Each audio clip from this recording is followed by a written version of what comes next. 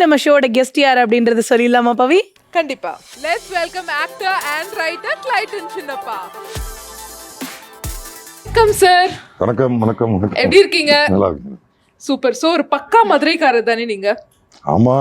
ஒரு மதுரைக்காரரா இருந்துகிட்டு மலையாளம் படத்துக்கு எப்படி சார் டைலாக் எழுதினீங்க? எங்களுக்கு ஒரே ஆச்சரியமா இருக்கு. மதுரைக்காரங்க எங்க வேணாலும் சர்வே பண்ணிடுவோம்.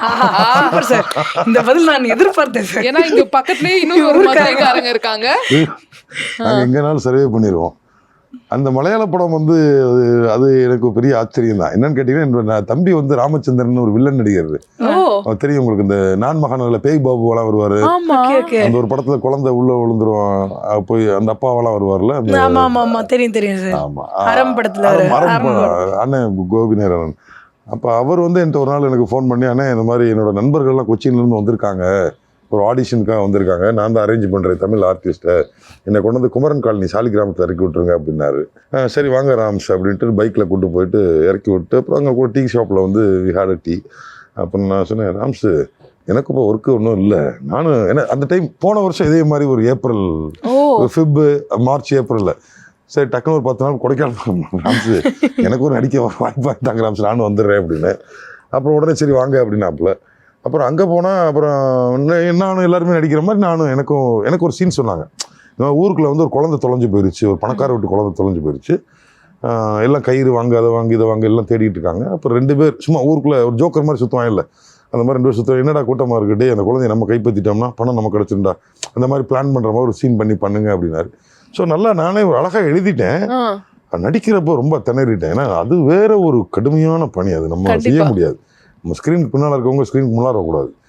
அது பார்த்தா வேர்த்து கொட்டி வலிஞ்சு அப்படியே படபடன்னு ஆகி ஏதோ ஒன்று சொதப்புனேன்னு வச்சுக்கோங்களேன். அப்போ வந்து எல்லாம் முடிஞ்சு அப்புறம் எல்லாம் ஆனால் வர நண்பர்கள் எல்லாமே என்னை பார்ப்பாங்க, பேசுவாங்க. ஆல்மோஸ்ட் வந்து எல்லா ஆர்டிஸ்ட்டுக்கும் என்னையே தெரியுது, என்னோட பிரதரை தெரியுது, எங்கேயும் உங்களை பார்த்துருக்கீங்க, உங்கள் வாய்ஸ் ஒருத்தர் வாய்ஸ் மாதிரி இருக்கு அப்படி இப்படின்னு பேசி ஏதோ கண்டுபிடிச்சி எல்லாமே தெரிஞ்சவங்களாகிறப்ப அப்புறம் அந்த டேரக்டர் அந்த டீம் கேட்குறாங்க, யார் இவர் என்னங்கிறப்ப இவர் ஒரு டைலாக் ரைட்டர், குள்ளநரி கூட்டம் மாதவரால் கரிசையெல்லாம் எழுதினவர் அப்படின்னு. அப்புறம் அவங்க கேட்டாங்க, இந்த மாதிரி தமிழ் டைலாக் எழுதி தர முடியுமா? அடடா என்னடா அது பெரியதாக இருக்குது, எழுதித்தரேன் ராம்ஸ், ஓகே ராம்ஸ் கேளுங்க நானே எழுதித்தரேன் அப்படின்னு. அப்புறம் அந்த வாய்ப்பு அப்படித்தான் வந்துச்சு. திண்ணையில இருந்தவனுக்கு திடுக்குன்னு வந்துச்சா வாய்ப்புன்ற மாதிரி, ஒரே கல்ல 2 மாங்கா மாதிரி நடிக்கிறதுக்கும் ஆப்பர்ச்சுனிட்டி வந்துச்சு, எழுதுறதுக்கும் ஆப்பர்ச்சுனிட்டி வந்துச்சு. நீங்க எப்படி தமிழ்ல எழுதுனீங்களா சார், இல்ல மலையாளத்திலே எழுத ஆரம்பிச்சிட்டீங்களா? எந்த மோனே அப்படின்னு எழுத ஆரம்பிச்சிட்டீங்களா? அப்படி நம்ம எழுத முடியாது. நமக்கு வந்து பினு சேட்டான்னு, பினு தான் அவர் தான் வந்து எனக்கு வந்து, நான் ரிப்போர்ட்டிங் அவருக்கு தான், பினு சேட்டா தான் வந்து கோ டைரக்டரு. அப்போ அவர் நமக்கு வந்து கம்ப்ளீட்டாக ஸ்டோரி சொல்கிறப்ப வந்து மலையாளத்தில் வந்து நரேட் பண்ணார். மலையாளத்தில் நரேட் பண்ணுறப்ப ஒரு டைலாக்கோட தான் நரேட் பண்ணுவாங்க. அப்போ அதை மட்டும் நம்ம ரெக்கார்ட் பண்ணிக்குவோம் ஃபோனில், அதை மட்டும் ரெக்கார்ட் பண்ணிகிட்டே இருப்போம். அப்போ சில முக்கியமானது மலையாளத்தில் மாற்றவே முடியாத டைலாக், எது தான் சேட்டா இது மாற்றணுமா, அந்த அம்மா டைலாக்லாம் இருக்கும், அதெல்லாம் மாற்றக்கூடாதுன்றவாங்க அவங்க. சில டைலாக்கை வந்து நம்ம ரிதமிக்காக வந்து தமிழில் சொல்லி அதை மலையாளத்தில் சொல்லி, இல்லை மலையாளத்தில் இப்படி இருந்தால் அப்படி இருக்கும், இது இப்படி, அந்த ஒரு ரிதம் நம்ம பிடிச்சி எழுதுறது தான். ஆல்மோஸ்ட் அப்படித்தான் நம்ம பண்ணோம். அது மற்றபடி 85% உங்களுக்கு தமிழ் தானே. ஒரு சாங் இருக்கும், அந்த மாண்டேஜ் முடிஞ்சு அந்த பசங்க இங்கே வந்ததுக்கு அப்புறமேட்டுக்கு ஃபுல்லாவே தமிழ்ல தான் வரும். ஆமா. அதே மாதிரியே நம்ம ரொம்ப நேரமா மலையாளம் படம்னு சொல்லிட்டு இருக்கோம். நம்ம ஆடியன்ஸ்ட இன்னும் வந்து ரெஜிஸ்டர் பண்ணல எந்த படத்தை பத்தி சொல்லிட்டு இருக்கோம்னு. எஸ் மக்களே, வேற எந்த மூவியும் இல்ல, மஞ்சுமெல் பாய்ஸ். தமிழ்நாட்டுல யாருக்குமே இந்த படம் தெரியாம இருக்காது சார், ஏன்னா அவ்வளோ சூப்பர் டூப்பர் ஹிட்டான ஒரு மூவி. அந்த படத்தோட டைலாக் ரைட்டரே இங்கதான் இருக்காருங்கும் போது எங்களுக்கு ரொம்ப சந்தோஷமா இருக்கு. எதிர்பார்த்தீங்களா நீங்க டைலாக் எழுதும் போது இந்த படம் இவ்வளோ பெரிய ஹிட் ஆகும், அதுவும் நம்ம தமிழ் சினிமால தமிழ் மக்கள்கிட்ட அப்படின்னு? Very very very honestly I will tell you, நீங்க யார் படமா இருந்தாலும் சரி, யூ கேனாட் ப்ரெடிக்ட். இந்த படம் ஜெயிக்கும் தோக்கும் ப்ரெடிக்ட் பண்ணவே முடியாது.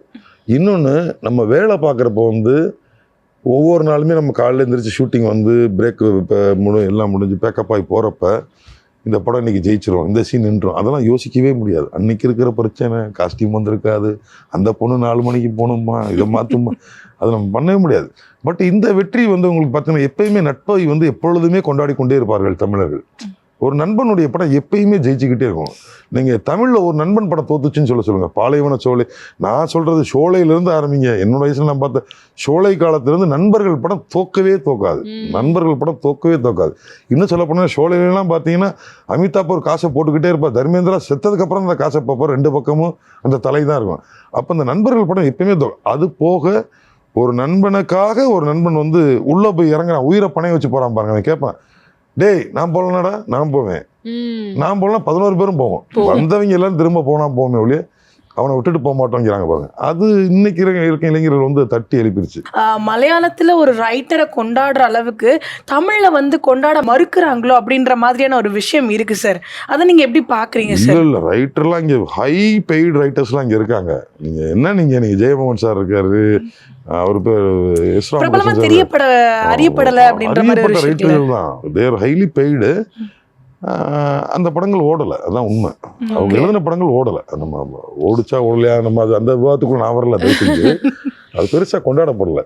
இங்கே என்னென்னா வந்து தமிழ் சினிமாவை பொறுத்த வரைக்கும் அங்கே மலையாளத்தில் வந்து ஆரம்பத்துலேருந்தே வந்து பார்த்தீங்கன்னா அடூர் கோபாலகிருஷ்ணனாக இருக்கட்டும், எம்டி வாசுதேவன் நாயராக இருக்கட்டும், இப்போ அவர்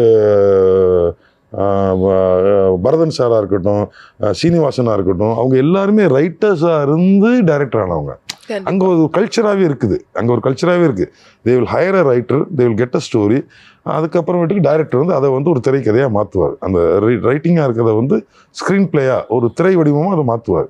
இங்கே என்னன்னு கேட்டிங்கன்னா அது கிடையாது. இங்கே ஒரு ரைட்டர் இருப்பாங்க, செட் ஆஃப் ஃப்ரெண்ட்ஸ் இருப்பாங்க, they will have a discussion, ஒரு ரூமை போடுவாங்க, தே வில் கோ சம்வேர், அப்புறம் தே வில் எங்கெங்கேயோ போவாங்க, ரூம் போடுவாங்க, டிஸ்கஷன் பண்ணுவாங்க, எல்லாமே பண்ணுவாங்க. பண்ணிட்டு ஒரு கதையாக வரப்போ வந்து இயக்குனர் பேர் மட்டும் தான் போடுவாங்க. எழுத்தாளன்னு ஒருத்தனை கொண்டாடுறது கிடையாது. அப்படிதான் போடுவாங்க. இப்போ ஜெயகாந்தன் இருந்தாங்க, மகேந்திரன் சார்லாம் ரைட்டராக தான் வந்தாங்க, ரைட்டராக தான் டைரக்டர் ஆனாங்க. இருந்தாங்க அந்த டைமில் ரைட்டர்ஸாக இருந்தாங்க. அவங்க தனி ரைட்டராக இல்லாமல் இயக்குனராகவே இருந்தாங்க. இப்போ கற்பகம் படம் எடுத்தவங்கள KS கோபாலகிருஷ்ணனாக இருக்கட்டும், நிறைய இயக்குனர்கள் இருந்தாங்க. நம்ம தமிழ் சினிமாவில் மிகச்சிறந்த இயக்குனர்கள்லாம் இருந்தாங்க. K.P. சாரே ரைட்டராக வந்தவர் தானே, மணிவன் சார் ரைட்டராக வந்தவங்க தான். பட் அவங்க எல்லாருமே இயக்குனராகவும் மாறிட்டாங்க. இங்கே தனியாக ஒரு கேட்டகரி, ஒரு படம் இங்கே கடைசியாக என்ன செய்வாங்கன்னா ஹீரோ புக் பண்ணுவாங்க, அப்புறம் அவர் சொல்கிற ஹீரோயினை புக் பண்ணுவாங்க, அப்புறம் எல்லா டெக்னீஷியனும் புக் பண்ணிட்டு கடைசியாக சார் இந்த ரைட்டர் யார் சார், அந்த அண்ணன் அவர் கூப்பிடியா, அவர் வச்சுக்கோங்க, அப்படித்தான் இங்கே நடக்குது. அதுதான் இங்கே. ஆனால் நீங்கள் சொன்ன மலையாள சினிமாவில் ஃபர்ஸ்ட்டு ரைட்டரை கூப்பிடுறேன், ஒரு கதை கொடுங்கிறான், அந்த கதையை கேட்டுட்டு அங்கிருந்தா ஆரம்பிக்கலாம் சினிமா. மேபி அதுவா இருக்கலாம், தெரியல எனக்கு. கண்டிப்பா. அதே மாதிரி மஞ்சுமல் பாய்ஸ்ல நீங்க தான் டைலாக்ஸ் எல்லாம் எழுத ஆரம்பிச்சிட்டீங்க. நடிக்கும் போது எப்படி இருந்தது? அந்த ஷூட்டிங் ஸ்பாட்ல ரோலிங் ஆக்ஷன் அப்படின்னு சொன்னோனே அந்த கேரக்டரா மாறி நீங்க நடிக்கும் போது அந்த டைம் எப்படி இருந்துச்சு? கேரக்டரெல்லாம் மாறவும் இல்லை, ஒன்றும் இல்லை. நான் ரொம்ப இவ்வளோ தாடி வச்சிருப்பேன்.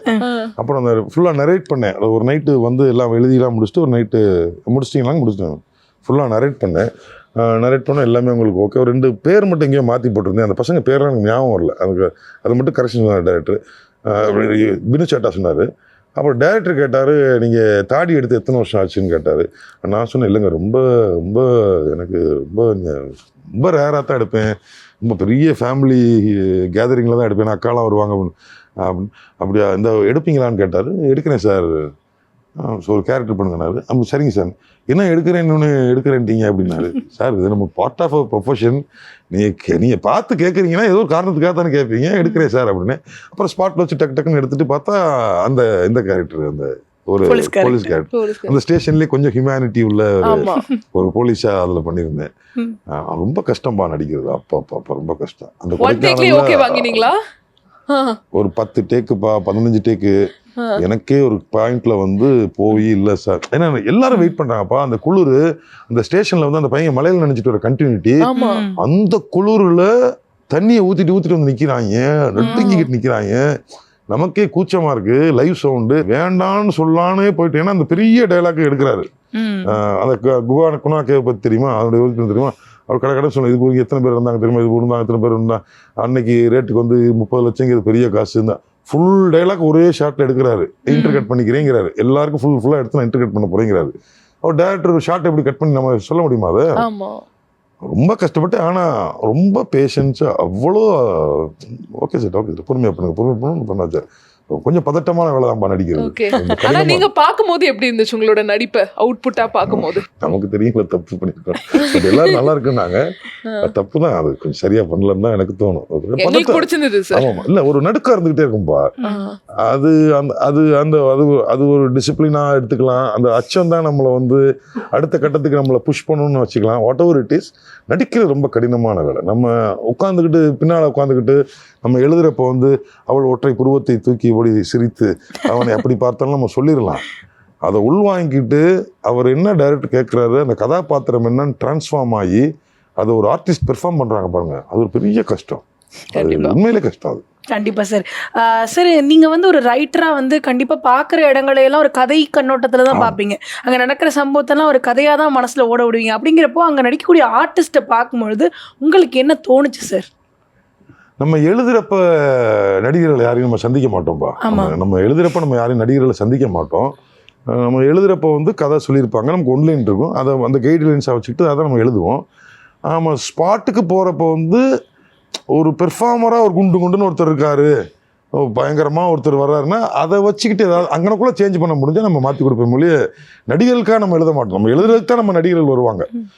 ஆனால் நான் நடிகராக நான் அங்கே நிற்கிறப்ப வந்து எனக்கு வந்து ஒவ்வொருத்தரையும் பார்த்து எனக்கு ரொம்ப ஆச்சரியமா இருந்துச்சு. என்னடா இப்படிலாம் நடிக்கிறாங்க, எப்படா கற்றுக்கிட்டாங்க. யாரோட நடிப்பு உங்களுக்கு ரொம்ப பிடிச்சது? எனக்கு அந்த டீமே எல்லாமே குட்டி குட்டி பசங்க, நம்மளோட ரொம்ப ஜூனியர். ஐ எம் 50, அவங்க எல்லாமே 20, 25 அந்த மாதிரி. எனக்கு என்ன, ஐ எம் வெரி பிளஸ்ட்.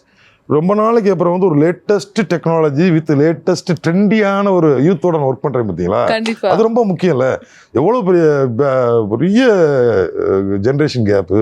அவங்க ஒரு சைடு உட்காந்துருப்பாங்க, நம்ம ஒரு சைடு உட்காந்துருப்போம். அங்கே பிளாக் டீ சாப்பிட்டு அவங்க போட்டுருப்பேன். அவங்களா வந்து நம்மள்ட்ட பேசுவாங்க, நம்மளா பேசுவோம். பட் என்னன்னா அதுதான். ஆனால் ஒவ்வொருத்தருடைய நடிப்புமே எனக்கு பெரிய பிரமிப்பாக தான் இருந்துச்சு. அவங்களோட எல்லாருடைய நடிப்புமே எனக்கு பிரமிப்பாக தான் இருந்துச்சு. ஏன்னா அந்த குளிர், அந்த மூடு, அதில் தண்ணியை ஊற்றிக்கிட்டு வந்து பேர் பாடியாக நிற்கிறது, அந்த போலீஸ் அடித்ததெல்லாம் வந்து உண்மையிலே அடிச்சுட்டாப்புல. ஆமாம் ஆமாம், அந்த முத்து வந்து உண்மையிலே அடிச்சுட்டாப்புல. அட்டி அந்த டைரக்டர் தம்பிக்கெல்லாம் வந்து கணபதிக்கெல்லாம் சரியான அடி விழுந்துருச்சு. ஒரு நாள் ஃபுல்லாக அவன்லாம் அப்செட்டாகவே இருந்தான். ஆமாம், டைரக்டர் தனியாக கூப்பிட்டு சொல்லிட்டு விட்டாப்புல, இந்த இப்படி அடிங்க அப்படின்னு. ஏதோ தனியாக அட்டி பொழந்துட்டான். ஏமனில் தான் அடிப்பாங்க, உண்மையிலேயே அடி விழுந்துச்சு. உங்களுக்கு தெரிஞ்சுச்சா அப்ப? ஆமாப்பா பயங்கரமான அடி, உண்மையான அடி. அதே மாதிரியே ஒரு டைலாகும் வந்து அவ்வளோ சூப்பரா இருந்துச்சு. தியேட்டர்ல பார்க்கும்போது அப்படி கிளாப் அடிச்சுட்டு இருந்தாங்க. ஃப்ரெண்ட்ஷிப்காக எவ்வளோ பண்றாங்கப்பா இவங்க, அப்படியே ரிலேட் பண்ண முடிஞ்சிச்சு. நமக்கும் இந்த மாதிரி ஃப்ரெண்ட்ஸ்லாம் இருந்தா எவ்வளோ நல்லா இருக்கும்னு. உங்களுக்கு ரொம்ப பிடித்த டைலாக்னா அந்த படத்துல எந்த டைலாக் சார்? ஒரு விஷயம் நம்ம ஹானஸ்டா சொல்லணும்பா, ஒரு டைரக்டருடைய ஒரு பெருந்தன்மை இல்லாம ஒரு இயக்குனர், ஒரு எழுத்தாளர் வந்து பெருசாலாம் கொண்டாடப்பட முடியாது. கண்டிப்பா. ஆமாம், ஏன்னா நான் வந்து ஒரு 3 இயக்குநர்கள் நான் வந்து எப்பயுமே, சிதம்பரம் ஒன்று, சுசீந்திரன் ஒன்று, பாலாஜின்னு அவர் தான் என்னை வந்து டைலாக் ரைட்டர் அறிமுகப்படுத்துவார். நான் வந்து பேசிக்காக எடிட்டரு. நான் வந்து நிறைய சேனல்ஸில் ஒர்க் பண்ணேன். அப்போ மின்பமங்கலில் இருந்தேன், இந்த மாதிரிலாம் இருந்தேன். நம்மளை கூப்பிட்டு எழுத சொன்னப்போ வந்து எனக்கு வந்து குள்ளநெறி கூட்டம்னு ஒரு படம் கொடுக்குறாங்க. அது பார்த்தீங்கன்னா ஒரு ஃப்ரெண்ட்ஸு, ஒரு மதுரை காமெடி, ஃபுல்லாக ஸ்டாண்டப் காமெடியாக இருக்கும். ஃபுல்லாக ஸ்டாண்டப் காமெடி தான், சந்தானம் சார் பண்ணுற மாதிரி ஒரு ஸ்டாண்டப் காமெடி தான். அந்த ஸ்டாண்டப் காமெடியில் நீங்கள் மதுரை கல்ச்சர் வச்சுருக்காங்க. ஏன்னா அப்போ குள்ளநெறி கூட்டம் வரைக்கும் மதுரை சினிமானா அருவா, வெட்டு, குத்து, கொலை, கொள்ளை இப்படி தான் காட்டுவாங்க. மதுரையில் அருவாள் கிடையவே கிடையாது. சென்னையிலலாம் பார்த்தீங்கன்னா கிச்சனில் வந்து இது வந்துருச்சு, அதில் வச்சு கத்தி இருக்குல்ல. இன்றைக்கு மதுரை பெண்கள் வந்து சகோதரி தெரியும் உட்காந்து கீழே உட்காந்து அருகாமனையில தான் வெட்டுவாங்க. அருவாளே கிடையாது மதுரையில். இவன் எப்படி இந்த மதுரைனாலே அருவா கலாச்சாரத்தை கொண்டதான் தெரியாது. அந்த டைமில் தான் வந்து குள்ளநீர் கூட்டம் முத வருது. இந்த அருவா, கத்தி, கம்பு எதுவுமே இல்லாமல் மதுரை, பருத்திப்பால், அது ஒரு ஜாலியாக ஒரு மதுரை படங்கிறப்போ ஒரு ஸ்டாண்டப் காமெடியாக நீ என்ன பேசுகிறியோ, நம்ம நண்பர்களுக்குள்ள என்ன பேசுறியோ அப்படி எழுதி கொடு அப்படின்னு சொல்லி கொடுத்தாப்புல. அப்போ ஃபுல்லாக நான் எழுதி கொடுப்பேன்.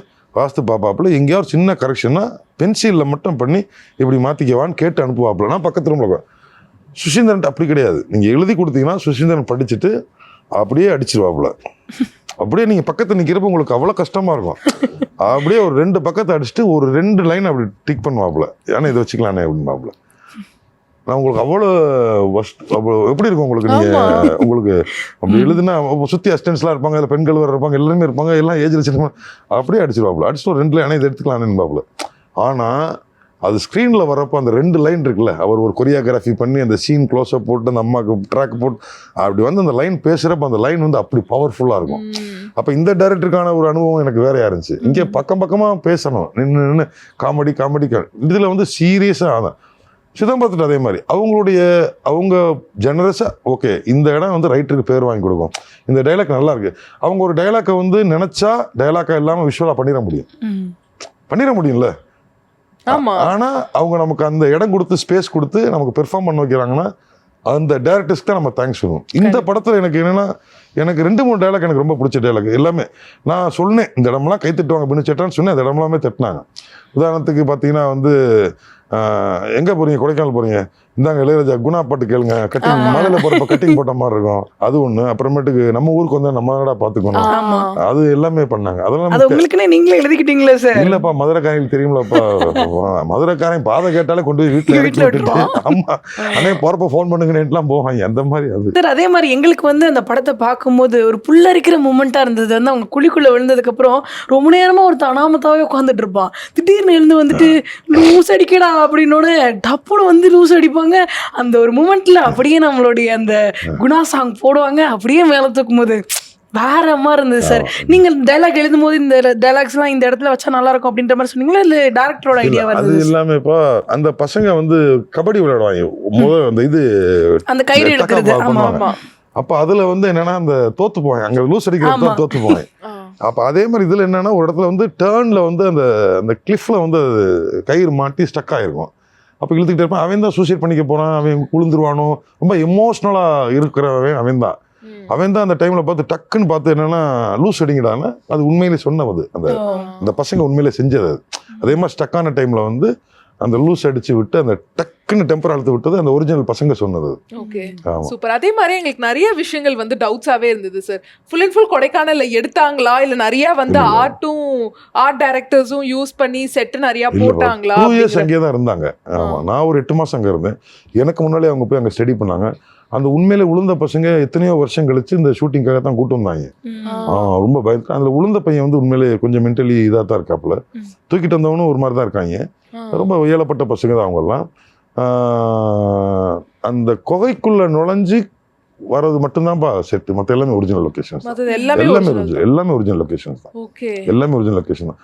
அந்த குகையுமே பார்த்தீங்கன்னா ஜெர்மன்ல இருந்து யாரோ வந்திருந்தாங்க, ஒரு டெக்னாலஜி வந்து அந்த லேசர் லைட் மாதிரி அனுப்பி அதனோட உண்மையான டைமென்ஷன்ஸை வந்து அந்த லேசர் லைட்ல வந்து எடுத்து அதை அப்படியே பண்ணியிருந்தார் ஆர்ட் டைரக்டர்.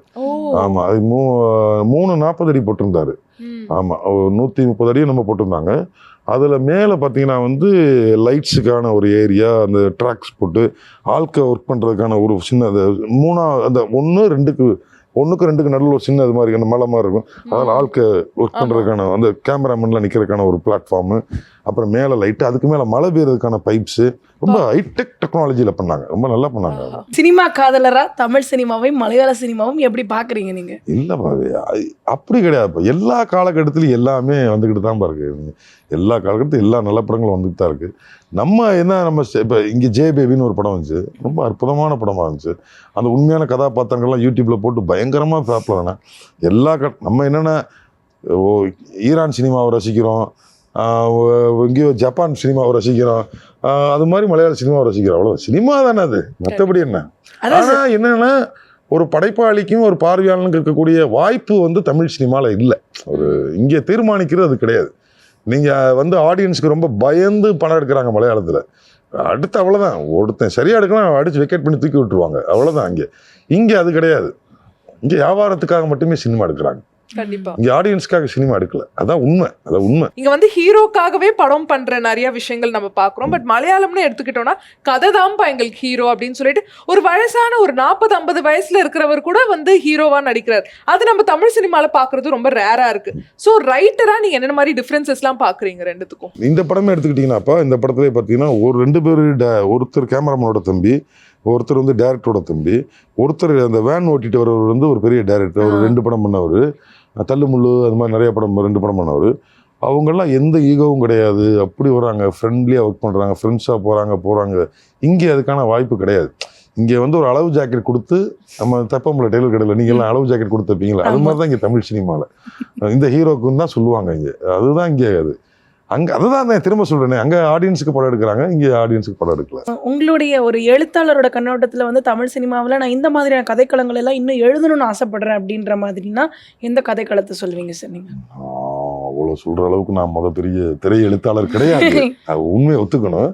நான் திரும்ப சொல்கிறது என்னென்னா, இப்போ மகேந்திரன் சாரோட அப்படியே வெற்றிடமாக இருக்குது. அப்படியே அவ்வளோ ஒரு சாஃப்டாக அந்த மனித உறவுகளை வந்து அப்படி ஜஸ்ட் லைக் தட் அப்படி சொல்லிட்டு போகக்கூடிய மகேந்திரனுடைய இடம் அப்படியே இருக்குது. பெண்கள் விடுதலை குறித்து அப்பொழுதே பேசிக்கிட்டே இருப்பார். எங்கள் கல்யாண அகதிகளிலேயே பேசிட்டே இருக்கார் பாலச்சந்தர் சார். பெண்கள் குறித்த சினிமா இங்கே வரவே இல்லை. எனக்கு கேட்டால் கடைசியாக பார்த்தீங்கன்னா ஜோதிகாவும் ரேவதி மேடம் நடிச்ச ஒரு படம் வந்துச்சு 36க்கு அப்புறம் ஒன்று, இந்த ஜாக்பாட்டுமே கொஞ்சம் அவங்களுக்கு ஒரு சூப்பர். அவங்களுக்குமே என்னென்னா அந்த ஒரு அந்த மந்திரம் செய்யக்கூடிய சக்தி தான் ஒரு பெண்ணுக்கு கிடைச்சி அந்த பெண் பண்ணுறான்னு தான் காட்டாங்களே ஒழிய ஜெயகோ மாதிரி அந்த பொண்ணு கராத்தே கற்றுக்கிட்டு இப்போ அடி பொழந்துச்சுங்கிறத காட்டலை இல்லையா. அப்போ அந்த இடமும் வெற்றிடமாகவே இருக்குது. ஆர்சி சக்தின்னு ஒரு பெரிய இயக்குனர் இப்போ தான் சமீப காலம் அவருடைய இடம் அப்படியே இருக்குது. அவங்கெல்லாம் பேசுனதெல்லாம் துரை சார் இப்போ இறந்தார், துரை சாருடைய இடம் அப்படியே இருக்குது. அவங்கெல்லாம் பெரிய அவங்க அதான் சொல்கிறேனே, திரும்ப திரும்ப பெண் விடுதலை குறித்து, கல்வியினுடைய முக்கியத்துவத்தை குறித்து, சாதி ஒழிப்பை குறித்து இன்னும் அப்படியான சினிமாக்கள் வரணும். சாதி சினிமா சொல்ல வரல, எல்லாம் புரிஞ்சுக்கோங்க. ஏன்னா இப்போ அது ஒரு ட்ரெண்ட் ஆகிக்கிட்டு இருக்கு. நான் சாதி அற்ற சினிமா சொல்லிக்கிட்டு இருக்கேன். ஆமா. அப்புறம் இன்னைக்கு பார்த்தீங்கன்னா இன்றைக்கு ஒரு 40+ 50+ல இன்னைக்கு ஒரு லவ் வர ஆரம்பிக்குது, ஒரு அஃபேர்ஸ் வர ஆரம்பிக்குது. சிங்கிள் மதர்ஸ் இருக்காங்க, சிங்கிள் ஹஸ்பண்ட்ஸ் இல்லை அவங்க இல்லை டைவர்சிஸ், அவங்களுக்குள்ள என்ன ஒரு காதல் இருக்குது. அவங்களுக்குள்ள ஒரு காதல் வரணுமா வேணாம்ங்கிறது இங்கே விவாதம் பண்ணி ஆக வேண்டியதாக இருக்குது. ஒரு நெருக்கடி இருக்குது, எல்லாமே இருக்குல்ல. எல்லாத்தையுமே சினிமா வரல இல்லை ஒன்றும். இன்றைக்கு ஒன்றும் பார்த்தீங்கன்னா ஒரு உன் குழந்தையும் என் குழந்தையும் நம் குழந்தை ஆனார்கள்னு ஒரு கவிதை எப்பயும் இருக்கும். இவங்களுக்கும் ஒரு குழந்தை இருக்கலாம், இவருக்கும் குழந்தை இருக்கலாம். இவங்க ரெண்டு பேரும் ஒரு பாயிண்ட்ல மீட் பண்ணி ஏன் நம்ம ரெண்டு பேரும் டிராவல் பண்ணக்கூடாதுன்னு நினைக்கிறப்ப அந்த குழந்தைகளுடைய ஒரு மனநிலையை குறித்த ஒரு சினிமா வரணும்ல. அது மாதிரி நிறைய ஏரியாக்கள் இருக்கு வர வேண்டிய சினிமாக்கள். நம்ம திரும்ப திரும்ப ஒன்னும் தீவிரவாதத்துல இருந்து கதாநாயகி நம்மளை காப்பாத்திக்கிட்டு இருக்கிறது தான் காட்டிக்கிட்டே இருக்கு. த்ரில்லரும் நிறைய போயிட்டு இருக்கு. ஆமா ஆமா. சோ நிறைய கேப்லாம் நீங்க சொன்னீங்க, அந்த கேப்லாம் ஃபில் ஆகணும். நீங்க எந்த கேப்பை ஃபர்ஸ்ட் நீங்க ஒரு ஸ்கிரிப்ட் ரைட்டரா ஃபில் பண்ணணும்னு நினைக்கிறீங்க சார்? ஒரு விமன் சைட்ல தான் என்னோட சப்ஜெக்ட்ஸ் இருக்கும். கேபி சார் மாதிரி தான், ஏதாவது அவங்களுக்குலாம் பண்ண முடியாது. அவங்கள மாதிரி அவங்கள காப்பி அடிக்கிறது, பக்கத்துல பரிச்சை அப்படி பார்த்து எழுதுற மாதிரி. கேபி சார் பார்த்து தான் உங்களுக்கு சினிமா ஆசை வந்துச்சோ அப்படின்னு எனக்கு தோணுது சார். அப்ப ஆக்சுவலா நீங்க உண்மையிலே புரிஞ்சுக்கணும்னா சினிமாக்கு வந்து யாருக்குமே கேபியை பிடிக்காது. அப்படியா சார்? ஆமா ஆமா. மதுரையில இருந்து நாங்க வரப்பெல்லாம் பாத்தீங்கன்னா அந்த இன்டெலெக்சுவல் டீம் மட்டும் தான் கேபி சாரை பார்ப்பாங்க. பேங்க் மேனேஜரு அந்த ஒரு லெவல்ல அந்த அப்படித்தான் பார்ப்பாங்க. நீங்க தமிழ் சினிமாவில் கேபி சாருடைய திரைப்படங்கள்லாம் ரொம்ப அப்படி குறைவா மதிப்பிட்டு என்னங்க படம் அது என்னங்க எடுக்கிறாங்க அப்படி இப்படின்னு பேசினீங்களே உங்களை ஒரு மாதிரி பார்ப்பாங்கலாம் நம்ம நினச்சிக்கிட்டு இருந்த காலங்கள்லாம் இருக்குது.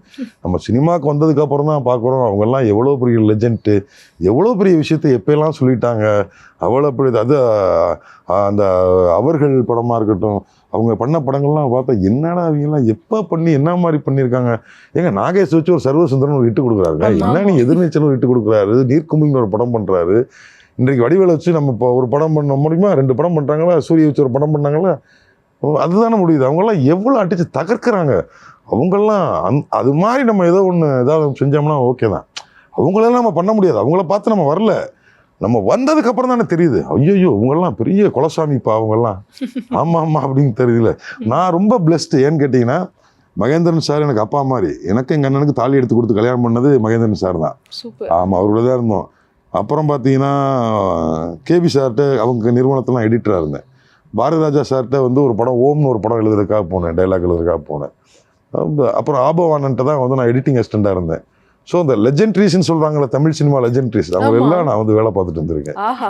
சார் நம்ம எல்லாருமே கொண்டாடக்கூடிய ஒரு ஆக்டர் அப்படின்னா நம்ம நாகேஷ் சார் அவர்களை சொல்லுவோம். அந்த நாகேஷ் சார் கூட நீங்கள் ஒர்க் பண்ண எக்ஸ்பீரியன்ஸ் அந்த மாதிரி ஏதாவது ஒரு விஷயங்கள் இருக்கு? நான் நாகேஷ் சாரோட ஒர்க் பண்ணது கிடையாது. நான் சிவாஜி ஃபிலிம்ஸில் அவங்க ஃபர்ஸ்ட் அவங்க ஒரு சீரியல் பண்ணாங்க, கோகிலா இங்கே போயிடலான்னு ஒரு சீரியல் பண்ணாங்க. அப்போ அதுக்கு சிவி ராஜேந்திரன் டைரக்டர். அவர் தான் அவங்க செல்லப்பிள்ளை, சிவாஜி ஃபிலிம்ஸோட செல்லப்பிள்ளை. அவர் பிரபு சார் அறிமுகப்படுத்தினது, பெரிய பெரிய படங்கள் எடுத்திருக்காரு, நிறைய படங்கள் எடுத்திருக்காரு சிவாஜி சாரையும் பிரபு சாரையும் வச்சு. அப்போ எடிட்டிங் சிவாஜி ஃபிலிம்ஸ்லேயே எங்களுக்கு சிவாஜி சார் வீட்லேயே சிவாஜி ஃபிலிம்ஸ்லேயே எடிட்டிங்கு. அப்போ என்னென்னா சிவிஆர் சாரை பார்க்குறதுக்கு நாகேஷ் வருவார். வெள்ளிக்கிழமை சிவிஆர் சார் இந்த ஒரு 1 வீக்குக்கான எபிசோட்ஸ் 5 எபிசோட்ஸையும் பார்த்துட்டு அந்த இன்டர்வல் பிளாக் நம்ம பிரேக் பாயிண்ட்ஸ் சொல்லுவோம்ல, அந்த டைமில் இருக்கும் பிளாக்கு கலரு, அந்த 1 மினிட் பிளாக், அந்த 2 பிரேக் பாயிண்ட், அந்த அடுத்த நாள் வர போகிறத எண்டில் அந்த ரீகேப்னு ஒன்று போடுவோம் அந்த டைமில். இப்போ அது இருக்கான்னு தெரியல. அதெல்லாம் நம்ம பண்ணுவோம். அந்த 1 வீக்குக்கானதை ஷூட்டிங் முடிச்சுட்டு வருவார். அப்போ சார் இவங்க 2 பேரும் வெள்ளிக்கிழமை என்ன செய்வாங்கன்னா அந்த குதிரை கிண்டி ரேஸ், அந்த ரேஸ் கோர்ஸ்க்கு இவங்க 2 இருப்பாங்க. குதிரை ரேஸ்க்காக கிடையாது, அவங்க 2 பேரும் போவாங்க. they will have some fun. அவங்க போவாங்க. அப்போ வருவார் சார், டே செல்லம் முடிடா சீக்கிரம் முடிச்சு அவனை அனுப்பிவிடுறான் பாரு. நீங்கள் உங்களுக்கு எப்படி இருக்கும்? மகாபெரிய கலைஞன். என்ன நீங்கள் தமிழ் சினிமா மாதிரி நகைச்சுவை நடிகர்கள் எந்த உலகத்தினுடைய எந்த மொழியிலையுமே கிடையாது. நீங்கள் அவ்வளோ வெரைட்டியா அப்படின்னு விரிப்பார், அப்படி பண்ணுவார். அந்த டைலாக்காக இருக்கட்டும். அதே இது பார்த்தீங்கன்னா மேஜர் சந்திரகாந்த் மாதிரியான படங்களில் ஒரு அண்ணனா தங்கச்சியை பாலியல் இது பண்ணிடுவான் ஒருத்தன், அவனை கொலை செய்வதற்கு அவங்க அப்பா வீட்லேயே தங்கியிருப்பான் கொலை செஞ்சுட்டு. அதுலாம் ஒரு அண்டர் பெர்ஃபார்மன்ஸாக இருக்கட்டும், எமோஷனாக இருக்கட்டும், அவர் அப்படி செய்வார் அவர். அம்மா ஆமாம் ஆமாம். அதே மாதிரி நம்மளோட ஜெயா டிவியில வந்து டெலிகாஸ்ட் ஆன ஒரு சூப்பர் ஹிட் சீரியல் அன்னி சீரியலுக்கும் நீங்க தான் வந்து எடிட்டர்ல சார். ஆமாம், அந்த டைமில் நாங்கள் ஒரு 2 ஷிஃப்ட்டில் நாங்கள் ஒர்க் பண்ணோம். ஆக்சுவலாக நான் இங்கே வந்து பயோடேட்டா கொடுத்து இபிக்காக வந்து நான் வந்து நின்றுருக்கேன் இங்கெல்லாம் வேலைக்கு. முத்சார்ட்ட சொன்னேன், சார் நீ கூப்பிட்ட டைம் வர முடியல சார், நான் வேலைக்கெல்லாம் வந்து ட்ரை பண்ணேன் சார்னு சொல்லியிருக்கேன். அன்னி ஒரு பிரமாதமான அனுபவம். ஆமாம், அம்மாவுக்கு அடுத்து அண்ணின்னு சொல்லுவாங்கல்ல, அது பண்ணியிருந்தார் சார். அது என்னென்னா அவ்வளோ ஒரு பர்ஃபெக்ட் மருமக. அந்த மாமனாருக்கு அப்படி ஒரு பர்ஃபெக்ட் மருமக. மாமனார் வந்து அந்த ஊர்லேயே வந்து ஒரு பெரிய லாயர். ஒரு பாயிண்ட்ல வந்து அவங்க வந்து அந்த லாயர் ஆகிறப்ப அந்த எதிராக நிற்கக்கூடிய ஒரு அண்ணி, அங்கே இருக்கண்ணின்னு அந்த பேர், அந்த சீரியல் நம்ம இதுக்கு பண்ணோம், நம்ம எடிட்டராக. அப்போ அந்த டைமில் நான் எடிட்டராக இருந்தேன் அந்த ப்ராஜெக்ட். Super sir. இப்படியே நான் வந்து எடிட்டராக போயிட்டே இருக்கும்பொழுது போதும் இப்படி திரும்புங்க அப்படி சொல்லிட்டு உங்களை வந்து ரைட்டர் பக்கம் திருப்பி விட்ட ஒரு விஷயம் அப்படின்னா என்ன விஷயம்? அந்த குள்ளநீர் கூட்டம் தான், பாலாஜி தான். அவனை இப்பயும் திட்டுவேன். நான் பாட்டுக்கு நான் பாட்டுக்கு போய்க்கிருந்தேன், நான் பாட்டுக்கு உட்காந்துட்டு இதை கட்டிங்க போட்டுக்கிட்டு இருந்தேன், நீ என்னடா அப்படி பண்ணிட்ட அப்படின்னு. ஆமாம், என்னன்னா நீங்கள் ரைட்டர் ஆகிட்டீங்கன்னா அப்புறம் நீங்கள் ரைட்டர் ஆனதுக்கப்புறம் நம்ம எடிட்டராக இருக்கப்போ வந்து நான் போய் ஒருத்தர்கிட்ட வந்து சார் எடிட்டிங் வேலை கொடுங்கன்னு நான் கேட்க முடியும். சார் அந்த ப்ராஜெக்ட் நான் பண்ணுறேன், இல்லை அந்த ப்ராஜெக்ட் அசிஸ்டண்ட்டாக பண்ணுறேன், இல்லை ஆன்லைன் எடிட்டிங் வரேன், இல்லை லைவ் எடிட்டிங் வரேன். நீங்கள் ரைட்டராக போய் உங்களை கூப்பிடாமல் நீங்கள் எப்படி போய் வேலை தேடுவீங்க? ஆமாம், அவனை திட்டுவேன், நீ என்னை சும்மா இருக்க மாட்டோமே ரைட்டர் ஆக்கி விட்டேன்னு.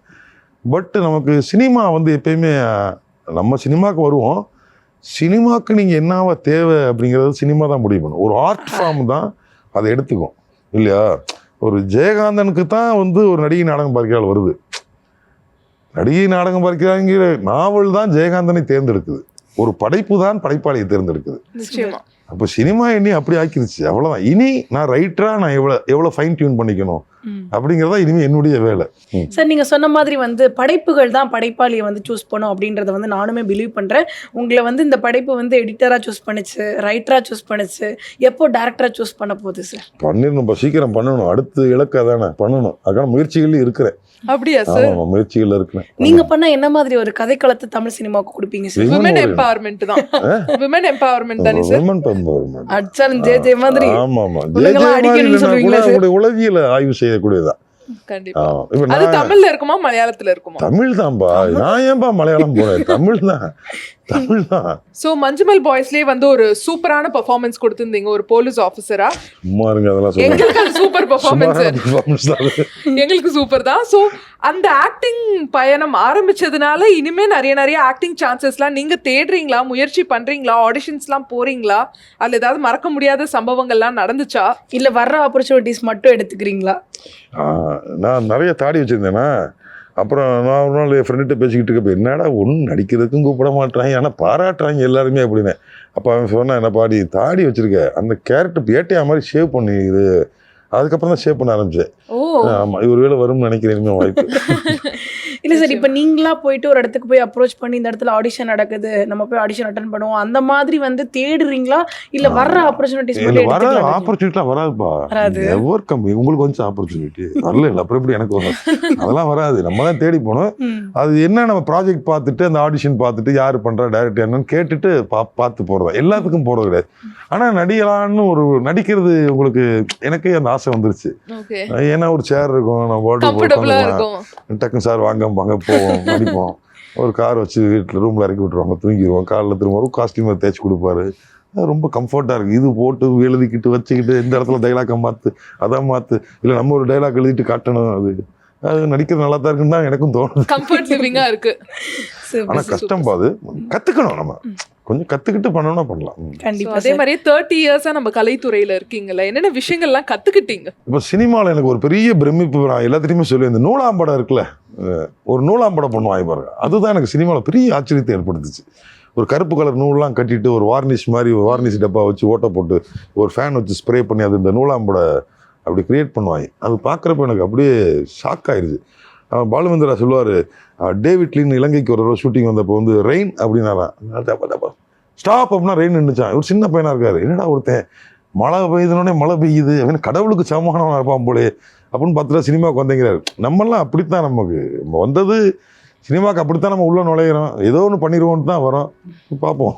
கண்டிப்பா ஏதோ ஒன்று பண்ணணும் சாதிக்கணும் அப்படின்ற ஒரு எண்ணம் உங்களுக்கு இருக்கு அப்படின்றது தெரியுது.